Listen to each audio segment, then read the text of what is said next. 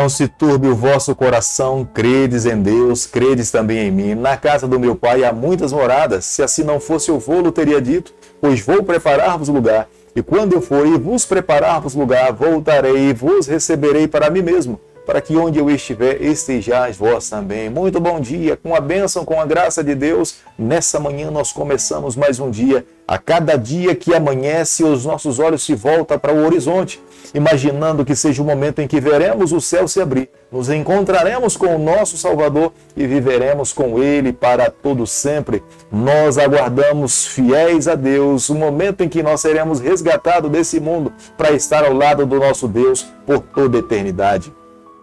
Todos os dias nesse canal nós estudamos um capítulo da Palavra do Senhor. E nessa manhã eu convido você a ter nas mãos a Palavra de Deus no livro de Naum, capítulo 3, o versículo 1.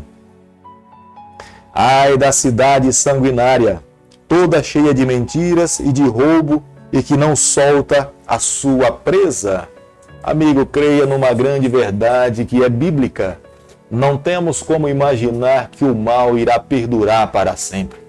Chegará um momento em que todo pecado, toda dor, todo sofrimento alcançará o seu ponto final. Será o próprio Deus que irá colocar um ponto final na história do pecado. Aparentemente, em algum momento, nós começamos a imaginar que o mal não terá fim, que ele irá vencer o bem, que ele irá conseguir sobreviver em meio diante de todas as suas lutas. Mas isso não é bíblico, não é verdade e não é real. Será o próprio Deus que irá colocar um ponto final na história do pecado, trará libertação por causa do seu povo, do remanescente que foi fiel a Deus, que lhe amou, que lhe serviu e que lhe prestou lealdade em toda a sua caminhada.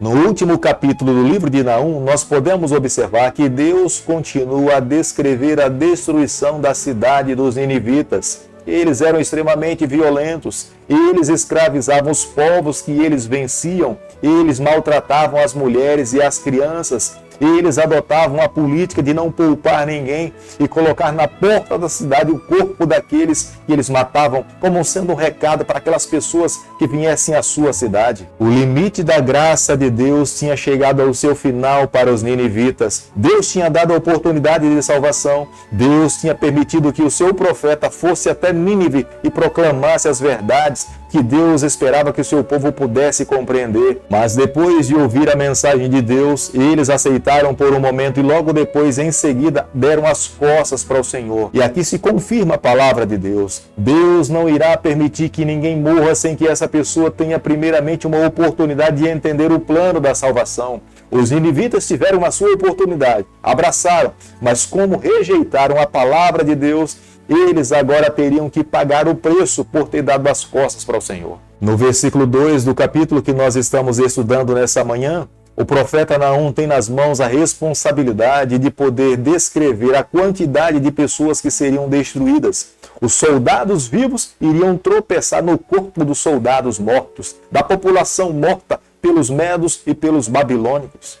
Naum capítulo 3, o versículo 4, a Bíblia diz o seguinte: tudo isso por causa da grande prostituição e da bela e encantadora meretriz, da mestra de feitiçarias, que vendia os povos com a sua prostituição.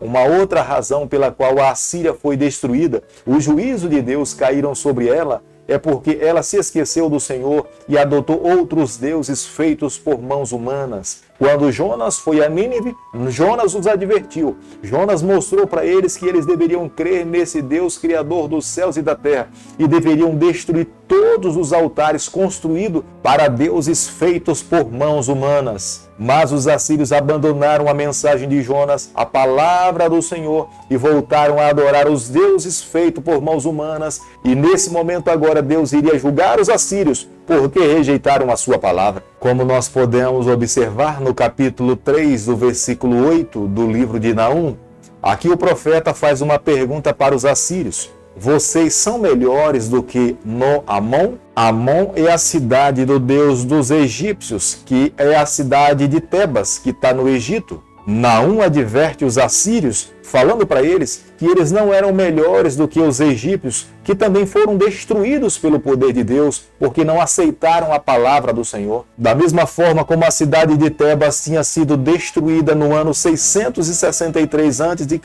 agora a cidade de Nínive também, os assírios pagariam pelo fato por não terem se firmado na palavra do Senhor. No versículo 14 do capítulo que nós estamos estudando nessa manhã, em tom de ironia, o profeta Naum manda a cidade de Nínive, os assírios, se prepararem, fortalecerem, porque o cerco seria muito longo. Na verdade, Naum falava essas palavras com tom de ironia, porque ele claramente sabia que os ninivitas jamais poderiam resistir ao poder de Deus. Se Deus estava determinando a destruição dos assírios, de fato isso iria se cumprir ao pé da letra. Por mais que os assírios convocassem outras nações para lutar as suas batalhas, por mais que eles pagassem mercenários para que pudessem lhe defender, eles jamais teriam forças para resistir ao poder de Deus. E claramente, através da arqueologia, fica comprovado que a palavra de Deus se cumpriu ao pé da letra. Nínive, os assírios não conseguiram resistir aos poderes dos medos nem dos babilônicos. Não é que os medos e os babilônicos fossem fortes, mas é porque Deus estava determinando que eles cumprissem os seus juízos.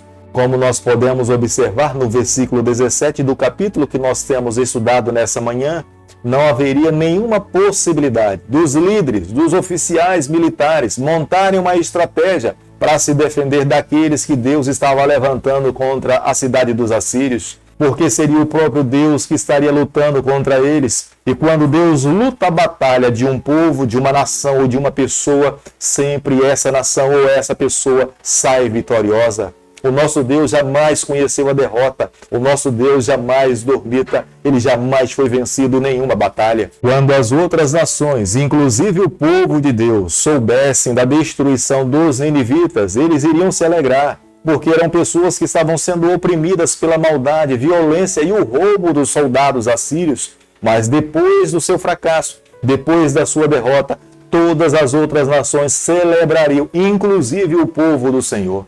Querido amigo, nessa manhã fica muito claro para nós, aqui ao estudarmos o capítulo 3 do livro de Naum, que o nosso Deus aborrece a violência, que o nosso Deus aborrece a exploração. Ele não permite que nenhum dos seus filhos se voltem para adorar ídolos feitos por mãos humanas. Aqueles que vivem dessa forma estão desagradando ao Senhor.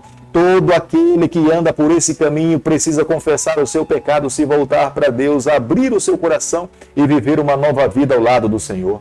Deus não tolera a pornografia, Deus não tolera a prostituição. Aquele que vive nas práticas pecaminosas do pecado, da pornografia e da prostituição, serão essas pessoas que um dia também serão julgadas pelo Senhor. É a razão pela qual Deus permitiu que Nínive fosse destruída, porque eles negligenciaram as orientações de Deus. Deus jamais irá derramar o seu juízo sobre essa terra sem que primeiramente ele advirta os seus filhos. Nínive foi advertida. Jonas foi o missionário a ir a Nínive. Jonas teve a responsabilidade de proclamar as boas novas de salvação. Os ninivitas por um tempo creram e amaram a palavra do Senhor, mas logo em seguida deram as costas para Deus. É a razão do seu fracasso, é a razão da sua queda, é a razão porque Deus permitiu que nações mais fortes, os medos e os babilônicos, invadissem a Síria e destruíssem a todos. Reis, soldados, oficiais e toda a população.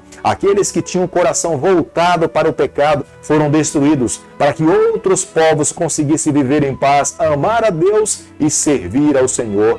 Todos nós sabemos que um dia Deus também irá agir da mesma forma para salvar o seu povo.